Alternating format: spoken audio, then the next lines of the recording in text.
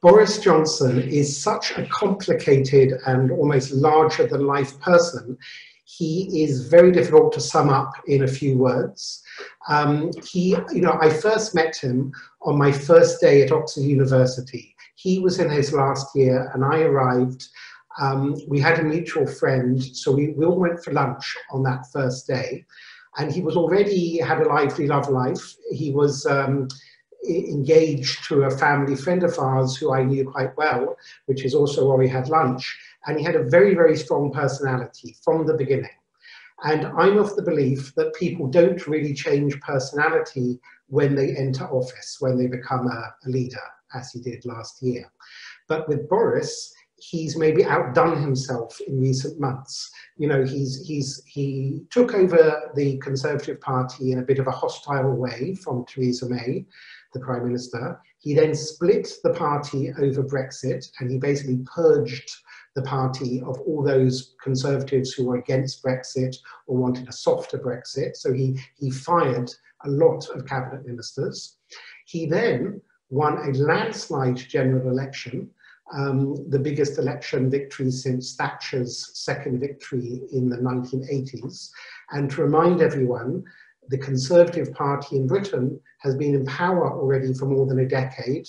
First David Cameron, then Theresa May, now Boris Johnson. So it's really a remarkable achievement, this landslide victory. He then pushed through Brexit in I think a rather hard way at the end of January. He, in the meantime, was negotiating, starting a love affair, getting a girlfriend pregnant, we now know earlier than they said, because when they announced on February 29th that he's getting divorced and getting remarried and his girlfriend is pregnant, they said they'll have a baby in the summer, but they had a baby today, it's still April. So Boris he only agreed divorce terms about 2 days before that announcement in February. He has 4 children that he rarely sees from his wife who's not yet divorced from, and he has at least 1, possibly 2 or 3 other children as well as a whole number of other affairs. The reason I mention the affairs is not to cast judgment on his private life, he can do what he likes, but to show that he's kind of larger than life, some would say reckless, some would say rash. And I also later worked at the same time as him as a journalist at the Daily Telegraph. And indeed, I had a very nice lunch with him in Prague, of all places, when he was the Brussels correspondent for the Daily Telegraph. And I was covering Prague, this is in 1994, for the Daily Telegraph.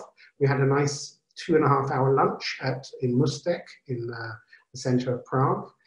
And Boris was a very successful journalist. He went on to edit The Spectator magazine. He was the lead columnist for the Daily Telegraph, but he was also a very controversial journalist. When he worked for the Times, Rupert Murdoch, the owner of the Times, sacked him. And Rupert Murdoch does not fire star columnists very easily. He fired him because Boris Johnson told a series of blatant lies to the editor. I won't go into details now, but only to say that he has a reputation, even among the rough and tumble world of British journalists, of not necessarily telling the truth. He also has a reputation in politics for lying more than other politicians do. I'm not sure it's fair, but I think it's worth mentioning. And he has a style which is slightly, will kind of muddle through. He's very, very charming. He has a great sense of humor. He's very articulate. He gives great speeches and uses great phrases, which wins people over and probably why he won the election. But the question is that good for governing? So far, his first really only test has been the coronavirus crisis. And I think that so far he has failed it big time. First of all, the figures Britain gives, as you may know, are only for hospital deaths. And we now know that in Britain, maybe twice or even more than twice that number have died in old age people's homes, hostels and care homes. The Financial Times last week did a very thorough investigation and concluded, as of last week, that 44,000 people in Britain had died from the virus, as opposed to about 18,000, which was the figure for last week, the official figure, which is now about 21,000. If that's the case, and more than 40,000 people have died, that makes Britain easily the most fatalities in Europe.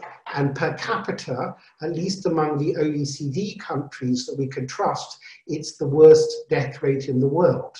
And even if the Financial Times has got it wrong, there is no doubt that thousands of people have died in health homes, because the health homes have been providing figures, and so has the Office for National Statistics. And it's not an accident that Britain has done quite badly, and it's not an accident that Boris Johnson himself contracted the virus and probably gave it to his pregnant girlfriend in a slightly reckless way. Boris Johnson decided not to attend the first 5 so-called COBRA meetings about the virus, starting in late January through to early March. There were 5 emergency British government meetings, and Boris Johnson decided not to go to any of them. And this is in keeping with his personality, in which he often doesn't turn up to things. And he is accused of allowing thousands of extra people to die by not preparing properly for the pandemic. Or rather, Britain had a very good plan for the pandemic that was formulated in 2016. And indeed, the Singapore government, when asked, why have you dealt with coronavirus so well, they said, we used the British plan that was formulated in 2016. The problem is that when he was warned in January that Britain didn't have enough basic masks, basic equipment, and so on, Britain did very little to replenish supplies, and indeed sent some of its supplies to China in late February. And then Britain, until this week, for example, Britain had no checks at Heathrow Airport. More than 180,000 people have flown in from Wuhan and other Chinese affected cities between late January and beginning of April. 180,000 people came without any checks at all as they arrived in Britain. Also from northern Italy, at a time when many other countries, including the Czech Republic, were severely limiting flights into Prague, Britain was having a lot of people arrive from all over the place without any checks at all. They just came in, nobody took temperatures, nobody suggested self-isolation. Also things like face coverings. Until today, it's not a recommendation to wear face coverings even in supermarkets or so on. So it is said that that it's not an accident, any of this. It's been mishandled throughout. One might say that originally they were going for this herd immunity idea and maybe deliberately trying to have people catch the virus. And then they abruptly changed their minds at some point in March when it was a bit late. And I don't want to be too unfair on Boris, because I would say it would be even worse had he lost the election in December and Jeremy Corbyn, who was then leader of the Labour Party, had come to power. And broadly speaking, I'm an admirer of Boris. He's certainly very, very intelligent, and he's very knowledgeable. But he does, like everybody, have character flaws, and these character flaws may have led him to fail badly on his first major test, this pandemic. He also failed because Britain has spent the last 2 years obsessing over Brexit. So one of the reasons the British supplies were run down is that all the planning was put into no-deal Brexit preparations in the last year or two. So Britain alone, among, compared to Germany or even compared to France, has had much less equipment, which is why more than 100 doctors and nurses have died of coronavirus. They haven't had basic face coverings often in hospitals and so on. Or what's the mood inside Britain? It's usually the pattern is that in the time of the crisis, the leadership, the government, the prime ministers, presidents, they get a boost because the country does unite. The society does. Is it the same pattern in Britain? Yes, there's quite a lot of jingoism. Boris personally always was popular. He's got a populist personality, and he is popular. But I am essentially a supporter of Boris Johnson. My politics are closer to his than to, let's say, Jeremy Corbyn, for sure. And yet, I certainly am not alone in British people being very unhappy with Boris's performance. And you've had some very negative articles in the media which would naturally be centre-right, like the Sunday Times, the Daily Telegraph, which Boris himself worked for until a few weeks ago. There's quite a lot of criticism. It's not just coming from The Guardian. But when it comes to the general public, they rally around Boris. He's a celebrity. Even the fact I'm using his first name, many people in Britain would simply refer to him as Boris. Normally, this is reserved for pop stars like, you know, Beyonce or Rihanna or Madonna. Normally, politicians are not called by their first name. Most people refer to Boris as Boris. And it can be simultaneously. You can both think he's a good guy and he's a leader you want and he knows how to give a good speech, while at the same time being quite disturbed by the government performance. Not that I think Trump has been perfect, he has not, but Donald Trump has done some bold things that are very different than Britain. For example, he banned flights from China already in late January. He banned flights from the European Union on, I think it was March 13th. Britain has done nothing of the sort, and people are asking questions why. If Britain is right, and you don't need face masks, if Britain is right, and there's no need to ban or ask people to isolate who are flying in, then explain it. They have daily press conferences, and they don't really explain it.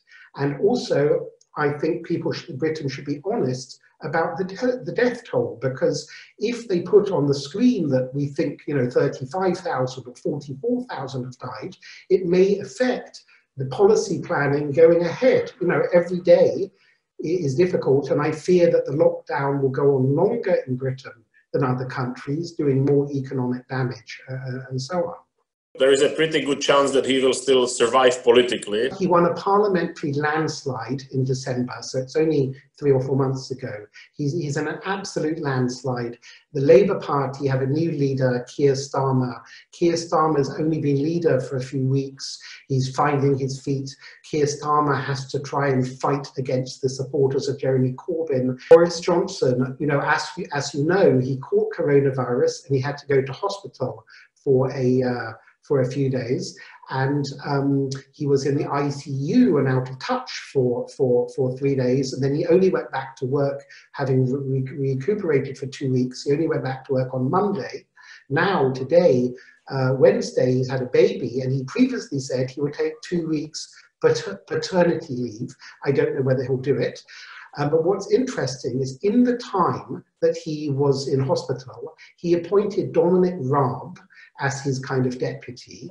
And there are 2 interesting points. First of all, Dominic Raab is certainly not the strongest candidate. That would be someone like Michael Gove. And I suspect that Boris chose Dominic Raab because he doesn't want a strong person who might, threaten him later by showing he's doing a better job than Boris Johnson is doing, a little bit like US presidents often choose rather weak vice presidents because they don't want to be shown up too much. So he chose Dominic Raab. The second point of interest, as I'm sure you all know, is that Dominic Raab's father was born in Pilsen, and then he grew up in Karlovy Vary or Carlsbad or Karlovy Vary before escaping the Nazis in 1938 and going to, I think, Tangier, then Morocco and Portugal, and arriving in Britain in 1942. So Dominic Raab has a Czech or Czech Jewish father and grandparents, and that makes him, as far as I'm aware, the first acting Prime Minister of Britain to have a Czech parent. How badly is the British economy going to be hit by this? And the second challenge that's awaiting Boris is to somehow disentangle from the EU by the end of the year, and that may have economic repercussions of its own. So could you elaborate on that? I'm not an economist, but what I'm told is that before the coronavirus crisis, Britain had an 88% debt to GDP ratio, but this was stable. It's now going to go over 100%. In other words, it has, it owes more money than it makes or than it has. And that's going to approach something like Italy has, possibly, okay? Also, Britain made a decision. The new, another thing Boris did is he fires people very often. So he fired his Chancellor of the Exchequer, his finance minister, in the middle of February, not because he was bad, but because he doesn't want anyone who will threaten his power. He brought in a new young Chancellor, who's 38, who had never been a government minister before. And that Chancellor has promised to pay 80% of everyone's salary. As you know, Britain did eventually go into lockdown later than other European countries. And now in lockdown, the British government is paying 80% of people's salaries, which is obviously a very expensive thing to do. And every day the lockdown continues will affect it economically. As far as Brexit is concerned, what I understand is that if Britain, the transition period ends on December 31st. If Britain wants to extend it, which it can do for up to 2 years, according to the treaty where they left on January 31st, if Britain wants to extend it, it has to make a request by June 30th. And Britain has said they will not make the request. They just announced that. And Britain, it sounds like that some around Boris Johnson almost want a no-deal Brexit. They've almost decided upon that, or at least they're playing a game of chicken with the EU, and they think the EU is going to blink. But it's a very dangerous proposition for the UK, in my view. Look, I have always been opposed to Brexit. Now, I'm not a great admirer of the European Union institutions. It could be reformed greatly. But then I'm not a great admirer of the United Nations either, but I don't think Britain should just leave the United Nations. I think that it's better for Britain, better for Europe, and definitely better for the smaller countries like the Czech Republic, that Britain would stay in Europe and be a kind of big player in Europe, maybe balance things out a little bit against the Germans and the French and so on. Britain is going to crash out, that even if Brexit is beneficial to Britain in the longer term, it will not be in the initial term. I mean, first of all, Britain is betting on doing a big deal with Donald Trump. Donald Trump, like most leaders, puts his own country first. So I don't think Britain is going to do a great trade deal with America will do a great trade deal with Britain. Then, as you know, Britain decided to defy Donald Trump and ask for the 5G telephone network with Huawei, the Chinese company, despite security risks. And I think that that Boris Johnson is kind of sliming up to the Chinese. And indeed, on that first Cobra meeting, the meeting about the coronavirus that Boris decided not to go to, you know what he was doing at the time? He went to a Chinese New Year party with the Chinese ambassador. So the question is why? Why was he spending his time celebrating the Chinese New Year and boycotting his own emergency meeting at a time when there had already been a couple of people infected in Britain, and he was already being warned by his own advisors that this pandemic could be like the Spanish flu?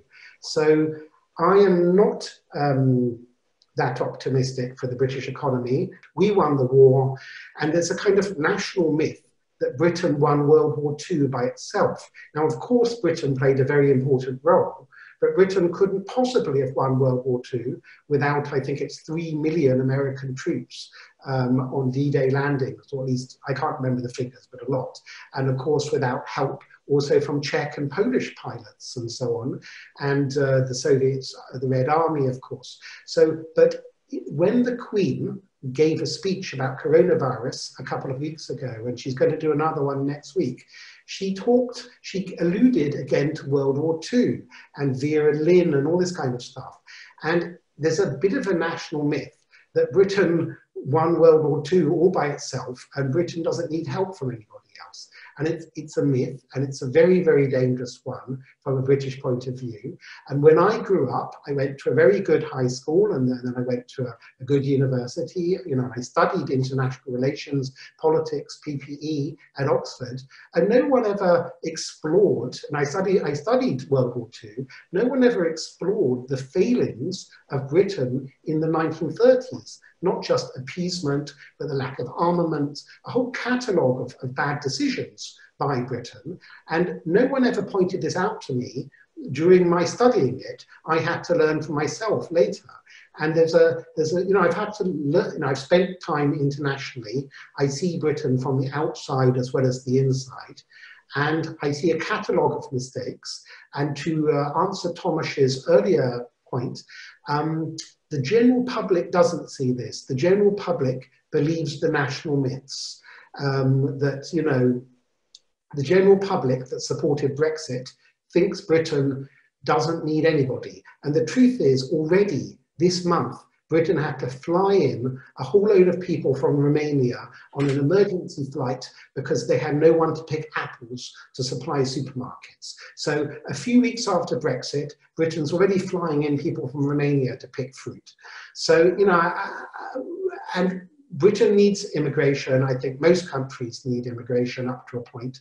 And I think Britain, I think it's a mistake. And let me go back to the personality of Boris Johnson. So do you think that there can be some change of his personality after recovering from coronavirus? Of course it's possible. You know, a friend of mine who is, he's Christian and he's believing Christian, he said that when Boris Johnson came out of hospital and made his remarks, he saw something in Boris Johnson's eyes, which he thinks is akin to an almost religious awakening, an almost like life-death experience. I'm not saying that Boris will become a believing Christian, but it's a kind of equivalent of finding a religion or something.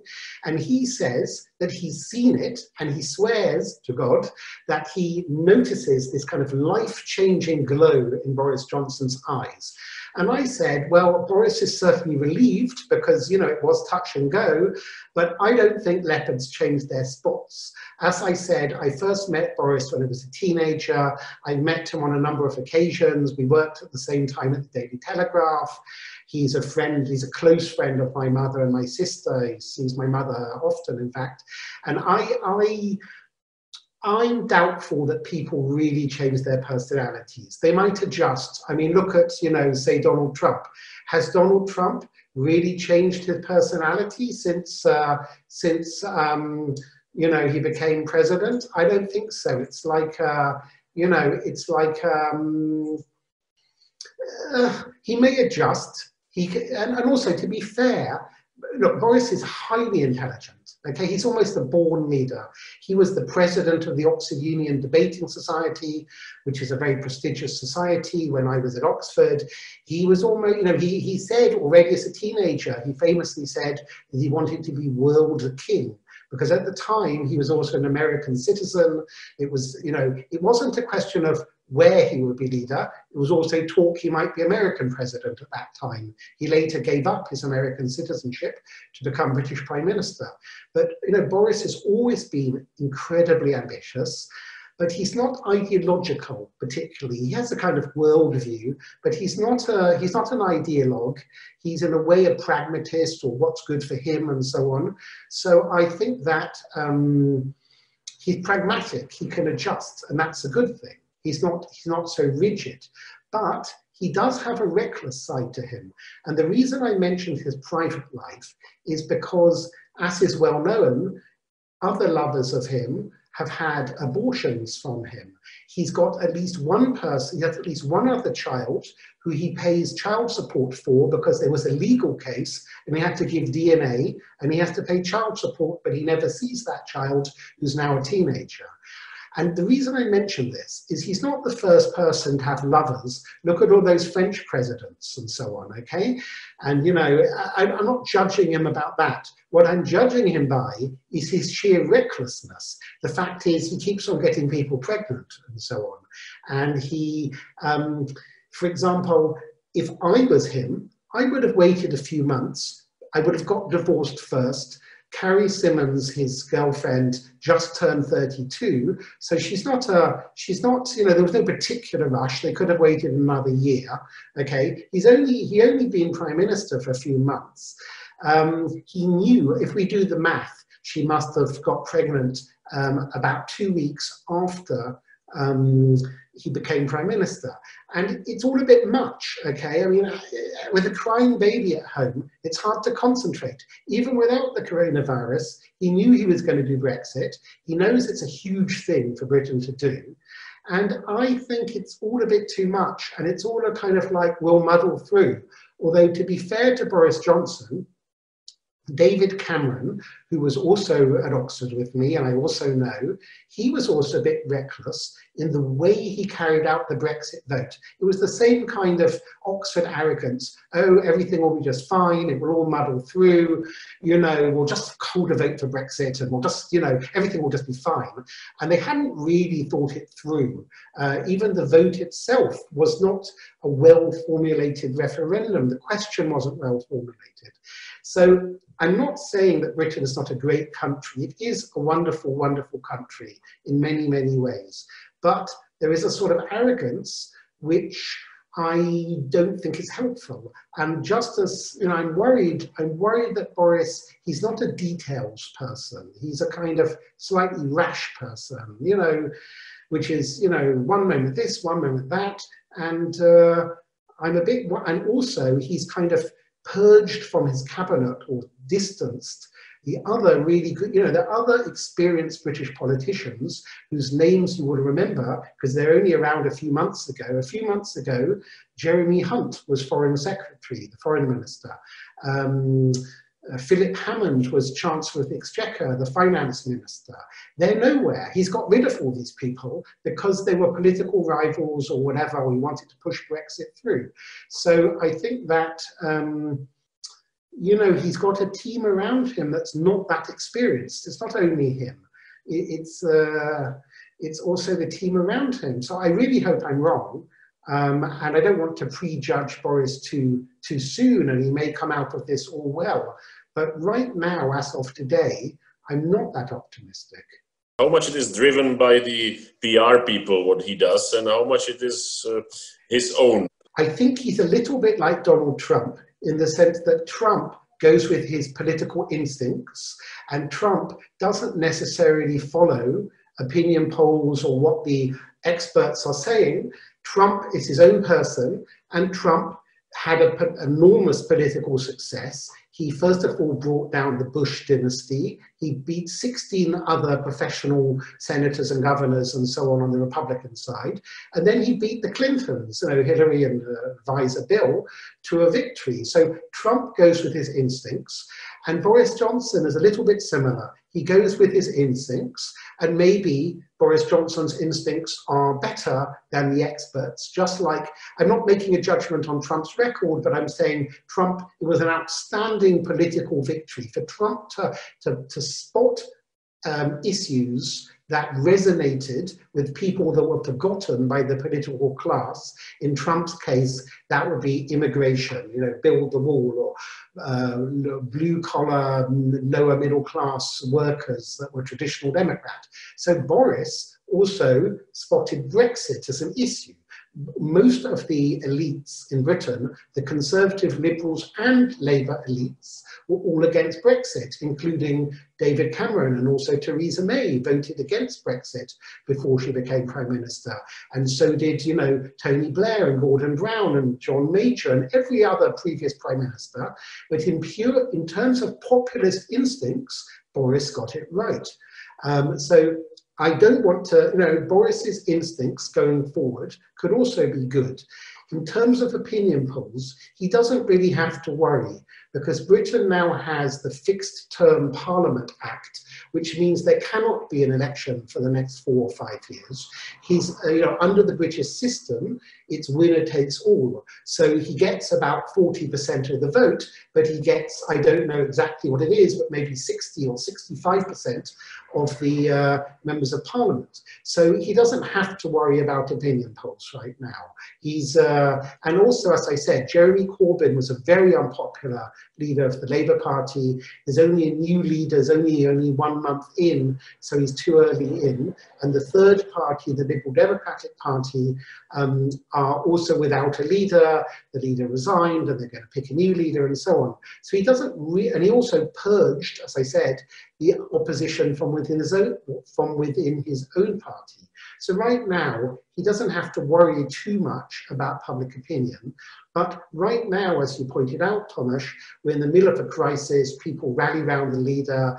People don't want to oppose the government. But, 3 months from now, when they have to publish the official figures, if the British, figures are much higher than other European countries and the economy is doing really badly, then who knows what can happen. The new Labour leader, how much is he a challenger, a potential challenger to Boris Johnson? Jeremy Corbyn, if you asked what is your policy for the British election and the British public, I would answer Corbyn would say free Palestine. In other words, he cared more about actually not a two-state solution, but in destroying Israel, than he did about the British public and British issues. He was utterly obsessed to the point that it really, as I said, he surrounded himself either with Holocaust deniers and outright anti-Semites and conspiracy theorists. So the new leader of the Labour Party, the very first thing he did was to apologise to British Jews for the unbelievable anti-Semitism. This is coming from the extreme left. As you may know, the extreme left infiltrated the British Labour Party, which was a kind of social democratic party, and these are Stalinists. They are kind of almost fascistic Stalinists. They also, Corbyn admires Putin. He was once asked, Corbyn was once asked, which leader of recent decades do you most admire? And he said, Erich Honecker, the former East German communist leader. So the reason I'm mentioning Corbyn is the first thing that the new leader, Keir Starmer, has to do is he has to fight a battle with the Corbynites in the Labour Party, who control the National Committee of the Labour Party and a lot of the party infrastructure.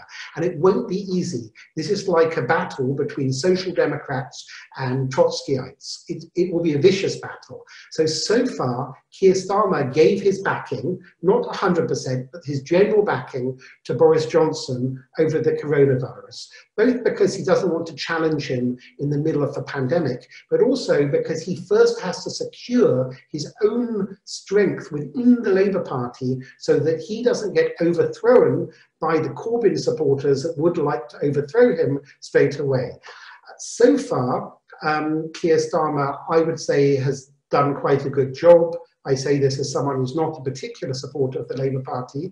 And to be honest, if there was an election right now with Keir Starmer, I think he would have a chance against Boris Johnson. But as I mentioned, the Fixed Term Parliament Act means there won't be an election for some years. So there is no real opposition. It would have to go to a depression or some absolute national crisis where the Conservative MPs decided to bring down the government. In the context of coronavirus, is there in Johnson government or anywhere more discussion about the role of China? They are overwhelmed in crisis management. What I fear about China is because Britain, or at least the government, seems so determined to do a hardline Brexit, and because countries which Britain historically had close relations with, because they were part of the British Empire, like India, like Australia, like New Zealand, like Canada, from what I understand, none of those countries are in a hurry to do a quick trade deal with Britain. If Britain thought that Australia and India and so on are going to be lining up to do a great deal with Britain, they're mistaken. They will, of course, do a deal with Britain, but Britain is very dependent on finding new trading partners. So it can't possibly ignore China, of course, if they're going to give up a lot of its trade with the EU. I don't know if there's enough strategic thinking going on with what it means to allow China to invest too much in Britain. I'm sure the Chinese will be happy to invest. And I think it was on February 24th that Britain sent a lot of its protective gear to China, even though, as a kind of goodwill gesture, even though China could have got it from, say, Turkey and other countries.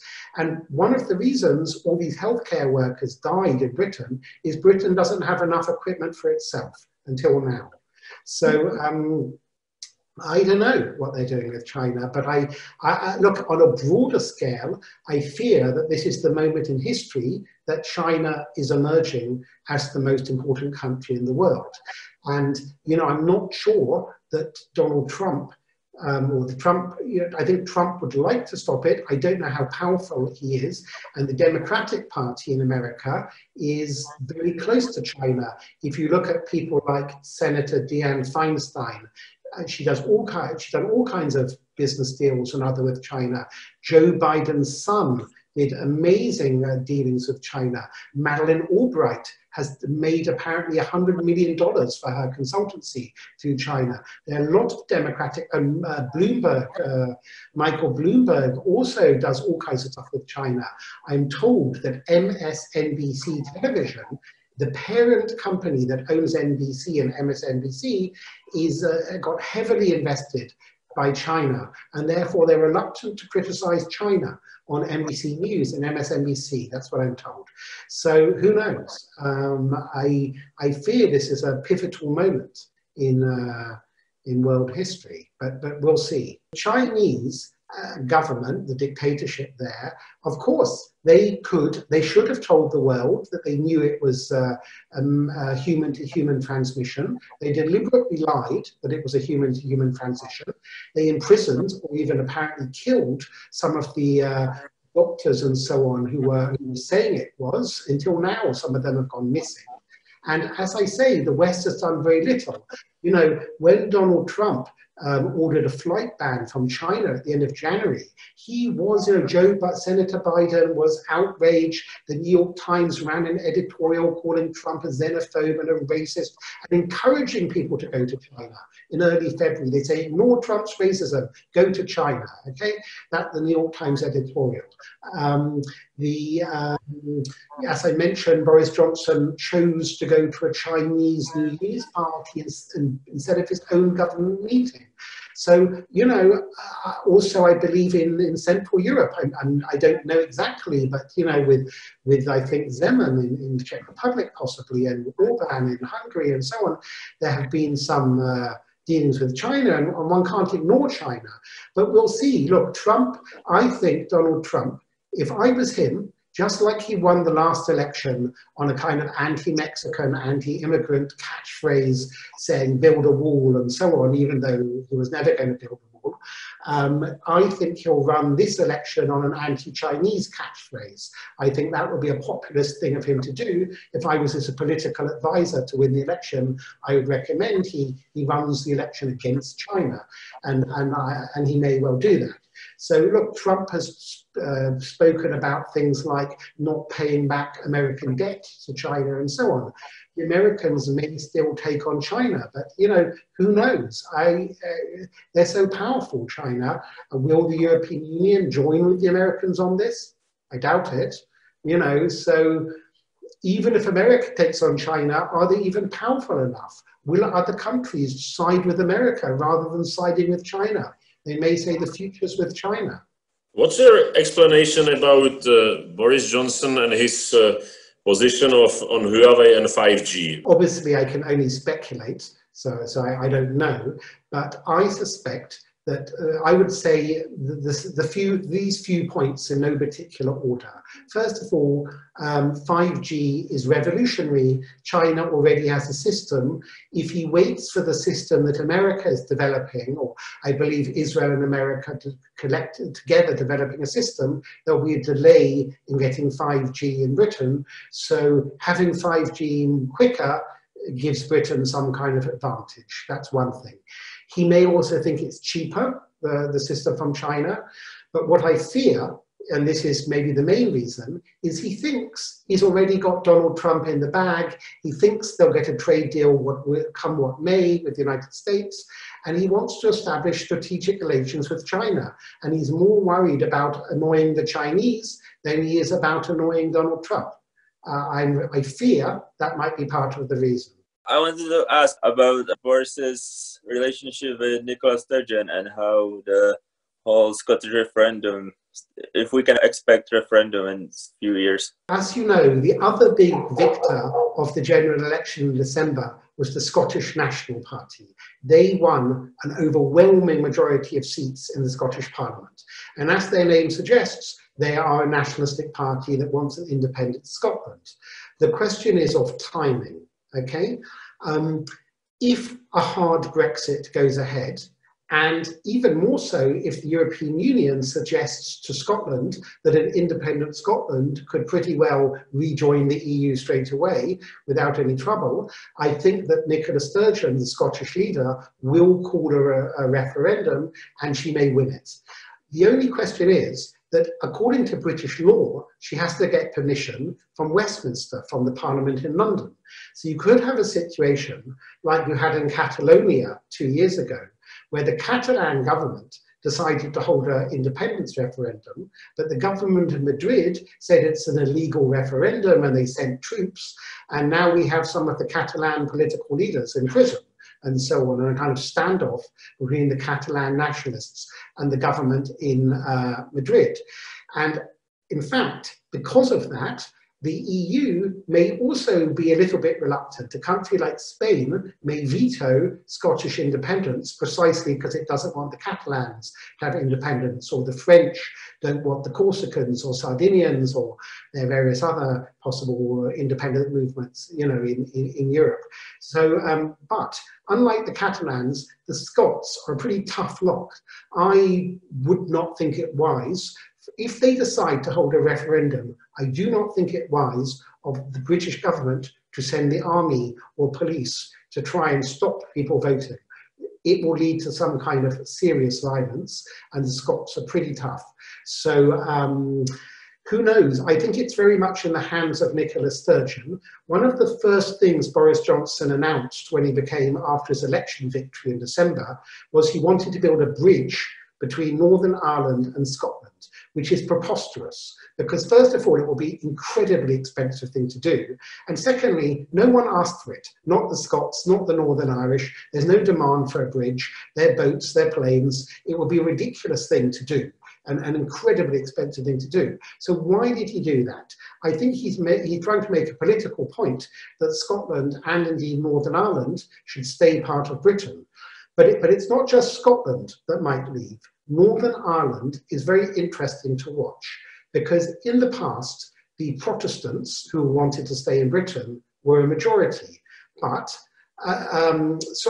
slowly, there are less Protestants and more Catholics. And we're soon at a point where the Catholics may outnumber the Protestants. And in the past, the opposition of Protestants in Northern Ireland to join the Republic of Ireland was partly a religious one. In the past, the Republic of Ireland was the most Catholic country in Europe, even more than Poland. When I was younger, I remember that not only was divorce illegal, but abortion was illegal. And I remember a case of a 14-year-old Irish girl who had been raped by her father and was carrying her father's baby. She came, a group in England helped her to come to England so she could have an abortion from her father's baby when she was 14. And when she returned to Ireland, they arrested her, okay? Because it's illegal to have an abortion. So this kind of thing made people in Northern Ireland not want to join Southern Ireland. Fast forward to today. The Republic of Ireland, I've never seen such a revolution in social attitudes. The Republic of Ireland has an openly gay, half-Indian Prime Minister. It was one of the first countries in the world to legalize gay marriage. And remember, only a few years earlier, it was punishable by I think even prison to be homosexual in Northern Ireland. So today, and also the Irish economy it's had ups and downs, but on the whole, it's done very well in the last, 10 or 20 years. So today, a Northern Irish Protestant, who's probably less religious than they were 20 years ago, because everyone's less religious in Ireland, and also staying inside the European Union, the Republic of Ireland, it may not be such a bad thing. And I think if there was a referendum in Northern Ireland, the Northern Irish may also decide to reunite with the Southern Irish. And of course, the Southern Irish would offer the Protestants in Northern Ireland some kind of localized parliament and some kind of special rights and so on. So we could see if Brexit doesn't work. Okay, Boris Johnson has to make Brexit work. If it doesn't work, you could see unstoppable campaigns in both Scotland and Northern Ireland to leave Britain and rejoin the European Union.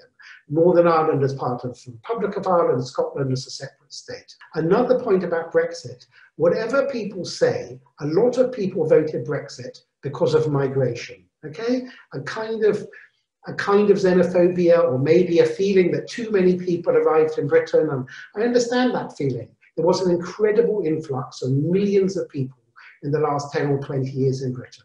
So if you're a working class English person in a town in Northern England, and suddenly your child is a minority of English speakers in your school, and in fact there are schools where I think 80% of the kids, one of them speaks Slovak or something in Scotland or somewhere. I understand. They feel they're losing their country, and they voted Brexit on a kind of impulse to try and stem the tide of migration. The problem is that for them is that migration isn't going to stop. But there's somehow a kind of myth of a totally white Christian Britain from the 1950s. It's impossible to go back to that. And what I fear is if Brexit fails, then there'll be a kind of far-right resurgent resentment. The people that did support the Brexit Party, which is a lot of people, 1 year ago in the European elections, they won something like 1 in 3 votes, the Brexit Party. That's more than any other party. They won more than the Conservative Party. Those people, 1 out of 3 people that voted for the Brexit Party, and many of them are Labour supporters, they're working class Labour supporters. What I fear is some nationalistic, maybe racist party, like the AfD in Germany or something. Some populist leader will say the Conservatives betrayed us, they didn't do a real Brexit, there's still all these foreigners living here, and the economy is doing really badly, and the unemployment's high, and where are the promised jobs, and where are the promised benefits on Brexit?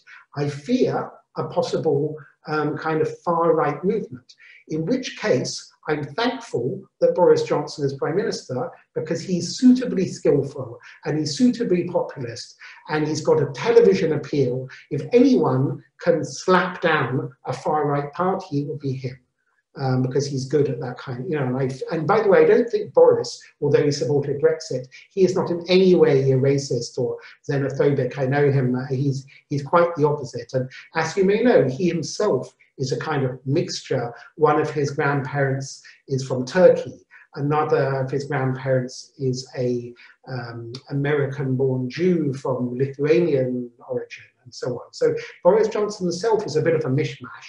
Brexit is a huge gamble. And, if the people behind Brexit had produced a kind of blueprint, a referendum, a plan, if they were united behind a plan, then I could say, well, they fought it out and maybe it will work. But there are huge divisions, even among the Brexiteers, between those people that want a closer relation with Europe, those people that want to turn their backs on Europe. There are all kinds of different motivations behind Brexit. And to put this again in context, although we're talking about Britain, Britain remains a very, very important country. It is one of the 5 permanent members of the UN Security Council. It has one of the most important armies in the world. It is one of only a very few countries with its own nuclear weapons and nuclear arsenal.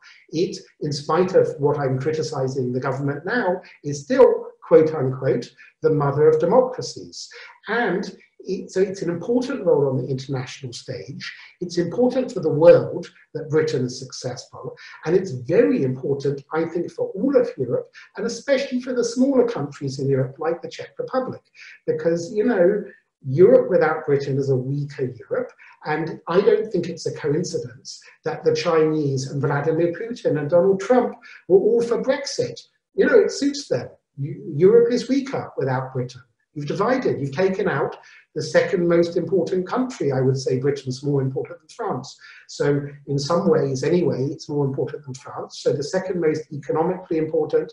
In terms of the military, it's one of the two with France and so on. And of course, there'll still be cooperation. But if Britain really crashes out, there'll be less cooperation than there should have been.